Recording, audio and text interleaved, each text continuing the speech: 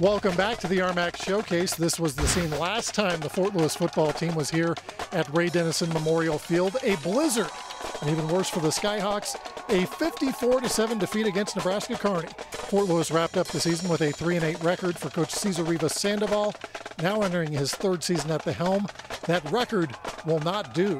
It's us taking that next step. It really is. I think with having a veteran quarterback and having some players that have now been in the program hopefully for 2 seasons or a full season, in fact, and an off season or 2 off seasons now, they kind of understand what the rigors are and what their expectations are. Leading the resurgence will be senior quarterback Tim Jenkins after being named Freshman of the Year in 2009 and All-Conference in 2010.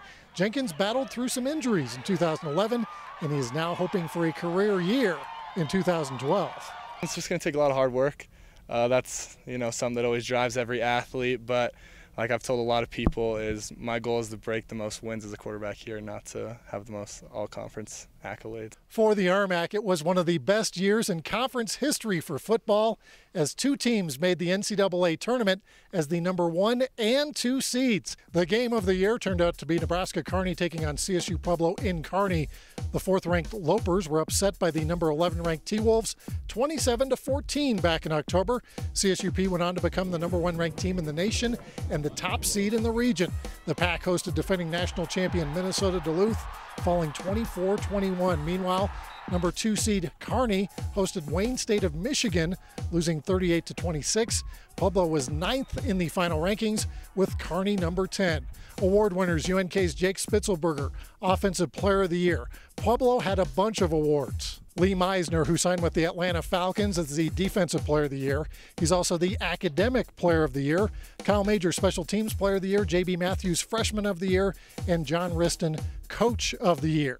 RMAC volleyball, Metro State taking on Nebraska Kearney in the tournament finals for the 3rd year in a row. The Lopers were on a serious hot streak, winning 15 sets in a row, including 3 against the Roadrunners. Ariel Krolikowski named tournament MVP. UNK would also get to host the NCAA Central Region Tournament. The Lopers were 32-1, playing Colorado Mines, the 8th seed, making their 3rd straight tournament appearance. Jackie Stabell, 29 kills, helps the Ore Diggers pull off the shocker. They win 3-2. It was their first ever win in the NCAA tournament, the other RMAC school in the tourney. Metro State taking on Southwest Minnesota. They fall 3-0. Mines would also lose to Southwest Minnesota 3-1. The Fort Lewis volleyball team had a rather forgettable season last year, as the Skyhawks went 5-21 and finished last in the West Division. But there is reason for optimism in Durango. Fort Lewis returned 7 players who saw extensive action last year. Many of those players were freshmen in 2011. Shelly Aaland is entering her 9th season as head coach. She says this should be a good bounce-back season. We had 4 freshmen on the court at any given time last year, and that's hard. In our conference, you can't fake that many new players.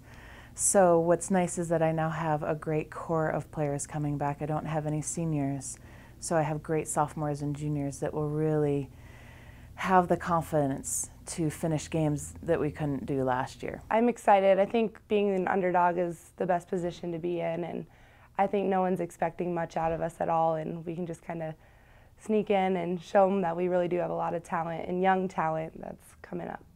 Still ahead on the showcase, are there changes on the horizon here at Fort Lewis? We'll talk with Athletic Director Gary Hunter. But first, here are award winners in RMAC volleyball.